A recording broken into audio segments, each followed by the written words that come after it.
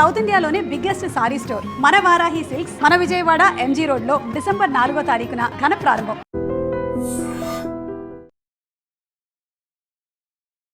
నమస్తే, welcome to iDream talking point with Kavitha.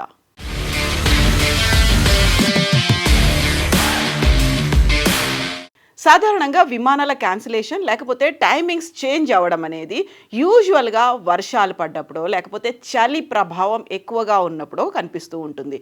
But ఈ మధ్య కాలంలో ఢిల్లీ విమానాశ్రయానికి సంబంధించి దేశ రాజధాని ఢిల్లీ నుంచి దేశవ్యాప్తంగా బయలుదేరాల్సినటువంటి విమానాలకి రాకపోకల్లో సాంకేతికంగా అంతరాయాలు ఏర్పడుతున్నాయి అనేటువంటి వార్త తరచుగా వినిపిస్తోంది. గత కొన్ని వారాల్లోనే దాదాపుగా 400 విమానాలకి ఈ సాంకేతికంగా అంతరాయం ఏర్పడినట్టుగా కేంద్ర ప్రభుత్వం కూడా ఐడెంటిఫై చేసింది. దీనికి సంబంధించినటువంటి ఒక డీటెయిల్డ్ రిపోర్ట్ని కేంద్ర పౌర విమానయాన శాఖ మంత్రి రామ్మోహన్ నాయుడు నిన్న పార్లమెంట్లో వివరించారు. దానికి ప్రధానమైనటువంటి కారణం ఫ్లైట్లు ల్యాండ్ అవ్వడానికి లేకుంటే టేకాఫ్ సమయంలో ఉండేటువంటి సిగ్నలింగ్ వ్యవస్థని GPS స్పూఫింగ్ ద్వారా మార్చేశారని.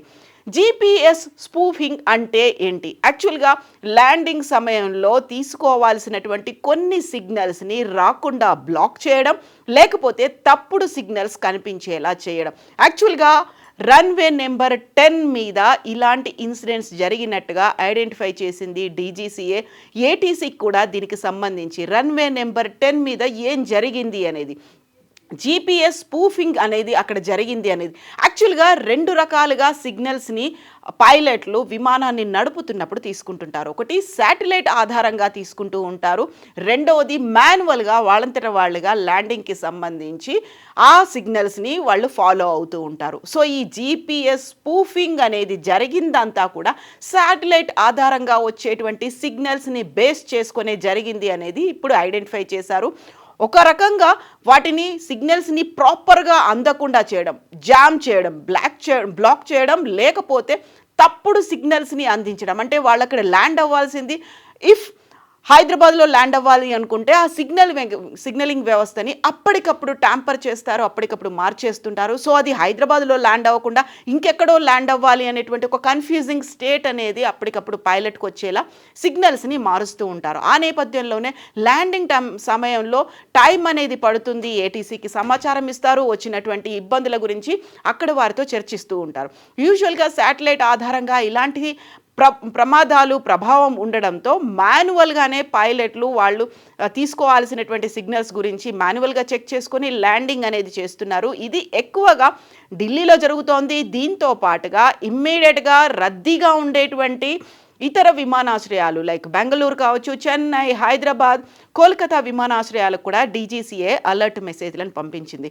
యాక్చువల్గా ఇలా GPS స్పూఫింగ్ అనేది ఎక్కువగా అమృత్సర్, జమ్మూ కాశ్మీర్, ఢిల్లీ వేదికగా జరుగుతున్నట్టుగా ఆ విమానాశ్రయాల్లోనే ఈ స్పూఫింగ్ అనేది జరుగుతున్నట్టుగా ఐడెంటిఫై చేశారు. దీనికి సంబంధించి గ్లోబల్ నావిగేషన్ శాటిలైట్ సిస్టమ్ని మార్చేందుకు ప్రయత్నాలు కూడా జరిగాయని కేంద్ర మంత్రి అయితే నిన్న పార్లమెంట్లో అనౌన్స్ చేశారు. రాజ్యసభలో పౌర విమానయాన శాఖ మంత్రి రామ్మోహన్ నాయుడు ఈ ఇన్ఫర్మేషన్ని వెల్లడించారు. దేశవ్యాప్తంగా వందల సంఖ్యలో, అంటే ఈ గత కొన్ని వారాల్లోనే 400 విమానాలకి ఇలాంటి సాంకేతికమైనటువంటి అంతరాయాలు ఏర్పడినట్టుగా ఐడెంటిఫై చేశారు. అది ఈ మధ్యకాలంలో విపరీతంగా పెరిగింది. ఫిబ్రవరి 2023 నుంచి ఈ ఇయర్ వరకు చూస్తే మొత్తంగా 467 విమానాలకి ఈ సాంకేతిక అంతరాయాలు ఏర్పడితే ఈ కొన్ని వారాల్లోనే 400 విమానాలకి ఈ అంతరాయం కలిగినట్టుగా ఐడెంటిఫై చేశారు. దీనికి సంబంధించి 10 నిమిషాల్లోనే సంబంధిత విభాగానికి ఇన్ఫర్మేషన్ని అందచేయాలి అంటూ DGCA విమానాశ్రయాలకు కూడా ఆదేశాలు జారీ చేసింది. విమానయాన సంస్థలు, పైలట్లు, ATCలకు Directorate General of Civil Aviation DGCA ఆదేశాలను జారీ చేసింది. కోల్కతా, అమృత్సర్, ముంబై, హైదరాబాద్, బెంగళూరు, చెన్నై వంటి విమానాశ్రయాల నుంచి నివేదికల్ని తెప్పిస్తున్నారు. అందులోనూ ప్రధానంగా ఇప్పుడు మనం మాట్లాడుకున్నటువంటి ఈ విమానాశ్రయాల నుంచి నివేదికలు కూడా వస్తున్నాయి. అక్కడ కూడా ఆన్ అండ్ ఆఫ్ ఇలాంటి అంతరాయం జరుగుతుంది అనేటువంటి నివేదికలు వచ్చాయి.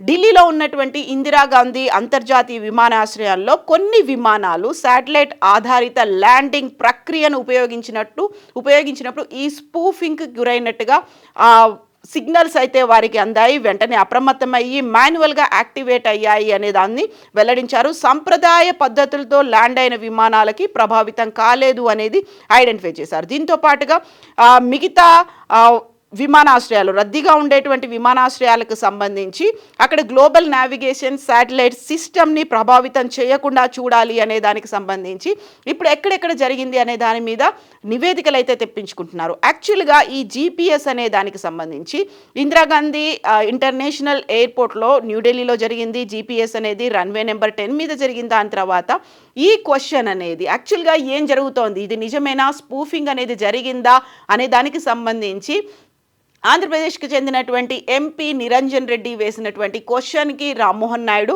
ఆన్సర్ ఇచ్చారు. అందులో ఎస్ జరిగింది అనేటువంటి మాటని చెప్పారు. సో గ్లోబల్ నావిగేషన్ శాటిలైట్ సిస్టమ్కి సంబంధించి ఇది మ్యానిపులేట్ చేయడానికి ఒక అటెంప్ట్స్ జరిగాయి అనేటువంటి మాట మా దగ్గర ఉంది అనేది, ఒక రాంగ్ పొజిషన్ కావచ్చు, లేకుంటే స్పీడ్ని, టైంని, ప్లేస్ని మార్చేలా ఆ సిగ్నలింగ్ని ఈ వ్యవస్థ అనేది మ్యానిపులేట్ చేస్తుంది. ఈ నేపథ్యంలోనే అక్కడ కన్ఫ్యూజన్ అనేది చోటు చేసుకుంటూ ఉంది. లేకపోతే దాన్ని నిజంగా అక్కడ ప్రయాణికులు ఏవైతే కమర్షియల్ ఫ్లైట్స్ అయితే ఉన్నాయో, ప్రయాణికుల్ని తీసుకెళ్తున్నటువంటి ఫ్లైట్స్ మీదే ఇది అత్యంత ప్రభావితం చూపేలా స్పూఫింగ్ అనేది చేస్తారు. ఈ నేపథ్యంలోనే కన్ఫ్యూజన్తో జామ్ అవ్వచ్చు, లేకపోతే ఆ స్పెక్ట్రమ్ అక్కడ ఉన్నటువంటి ఆ పరిధిలో, ఆ విసినిటీలో కన్ఫ్యూజన్ అనేది ఏర్పడేలా చేస్తుంటారు.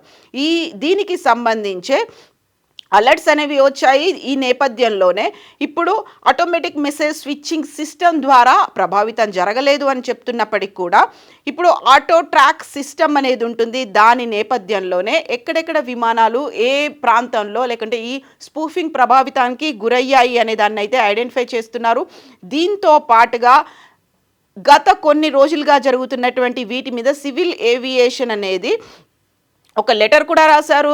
ఆయన సివిల్ ఏవియేషన్కి చెందినటువంటి మినిస్టర్లు కూడా లెటర్ రాశారు ఎయిర్పోర్ట్ అథారిటీ ఆఫ్ ఇండియాకి. దీనికి కావలసినటువంటి చర్యలను తీసుకోమని కూడా కోరారు.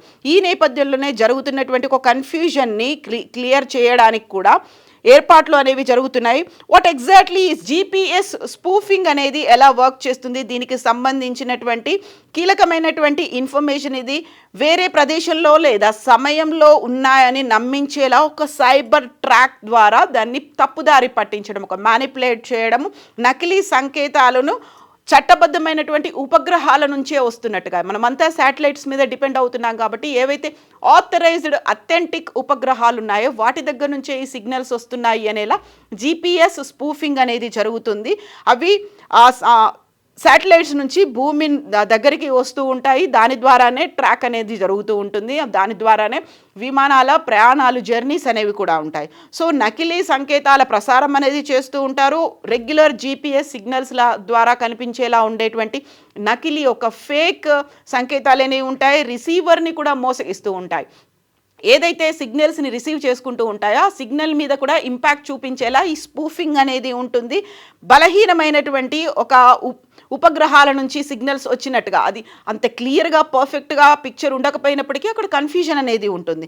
ఆ తర్వాత తప్పుడు డేటా అనేది కూడా చూపిస్తూ ఉంటారు. అక్కడ ఉన్నటువంటి ప్లేస్, టైం అనేది ప్రాపర్గా ఉండకపోవడం, ఎట్ ద సేమ్ టైం స్పీడ్కి సంబంధించి కూడా ఇంపాక్ట్ అనేది దాని మీద కనిపిస్తోంది. సో నావిగేషన్ వ్యవస్థల మీద ఇది విపరీతమైనటువంటి ప్రభావం కనిపిస్తుంది. అటు విమానాలు కావచ్చు, ఇటు నౌకల మీద కూడా ఈ జీపీఎస్ స్పూఫింగ్ అనేది పనిచేస్తుంది. దాని మీద విపరీతమైనటువంటి ప్రభావం అనేది చూపిస్తుంది. సో రవాణా వ్యవస్థలు తప్పుదారి పట్టే ప్రమాదాలు ఉంటాయి. దీంతో పాటుగా తీవ్రమైనటువంటి భద్రతా సమస్యలు కావచ్చు, లేకపోతే సెక్యూరిటీ సమస్యలు, సేఫ్టీకి సంబంధించినటువంటి సమస్యలు కూడా జీపీఎస్ స్పూఫింగ్ వల్ల వస్తుంటాయి. దీంతో పాటుగా టెలికాం నెట్వర్క్లు కావచ్చు, బ్యాంకులు, పవర్ గ్రిడ్ వంటి కీలకమైనటువంటి ఏవైతే సంస్థలు ఉన్నాయో మౌలిక సదుపాయాలు వాటి కోసం యూజ్ చేసేటువంటి సింక్రనైజేషన్ కోసం ఉపయోగించే టైం సింక్రనైజేషన్కి మోస్ట్ డిపెండెంట్గా ఉన్నటువంటి సిస్టమ్స్ మీద కూడా ఈ స్పూఫింగ్ అనేది వర్క్ చేస్తుంది. దీంతో పాటుగా ఇల్లీగల్ యాక్టివిటీస్, క్రిమినల్ యాక్ట్స్ అనేవి చేయడానికి కూడా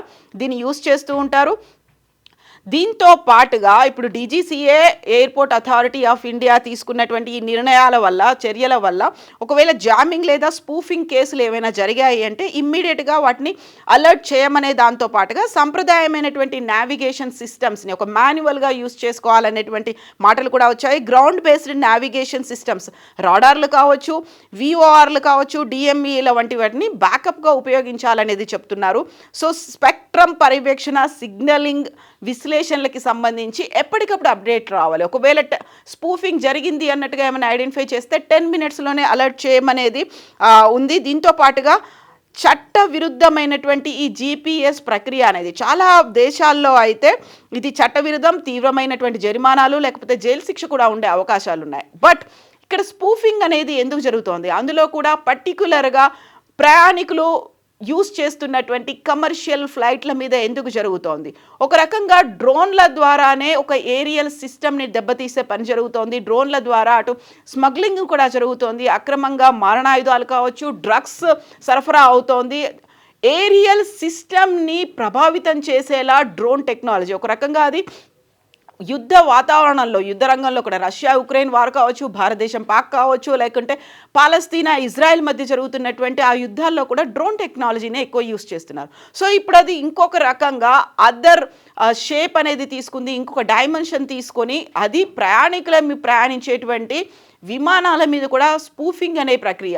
సో దీన్ని ఎవరు చేస్తున్నారు అనేది ఐడెంటిఫై చేసే ప్రక్రియలో అయితే భారతదేశం పడింది. దానికి సంబంధించి ఇంటెలిజెన్స్ వ్యవస్థలను కూడా ఉపయోగించుకుంటోంది. దీంతో పాటుగా ఇది అఫీషియల్గా రికార్డ్ అయింది. గతంలో 2023 ఫిబ్రవరి నుంచి ఇప్పటిదాకా 467 ఇలాంటి స్పూఫింగ్ లేకపోతే సాంకేతికంగా వచ్చేటువంటి టెక్నికల్ ఇష్యూస్ అనేది కనిపిస్తే ఈ గత కొద్ది వారాల్లోనే 400 అయ్యాయి అంటే సో అది నిర్విరామంగా స్పూఫింగ్ అనేది జరుగుతోంది అనేది మాత్రం ఐడెంటిఫై చేశారు. దీనికి సంబంధించి అలర్ట్స్ అయితే జారీ చేశారు.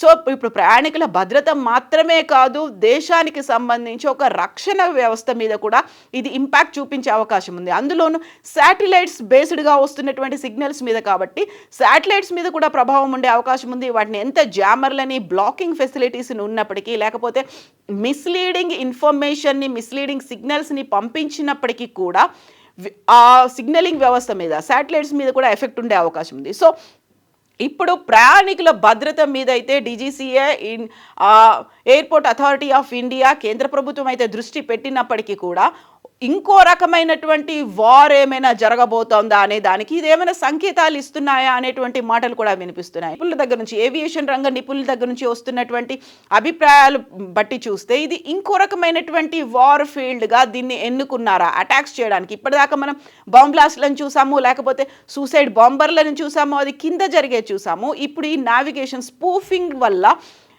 ఆకాశంలో కూడా అలాంటి ప్రయత్నాలు ఏమైనా జరుగుతున్నాయా? దీంతో కేవలం సిగ్నలింగ్ వల్లే జరుగుతుందా, లేకుంటే దాన్ని ఇంకా ఏమైనా మోస్ట్ అడ్వాన్స్డ్ టెక్నాలజీని కూడా ఉపయోగించుకుంటున్నారా అనేటువంటి అనుమానాలు కూడా వ్యక్తమవుతున్నాయి.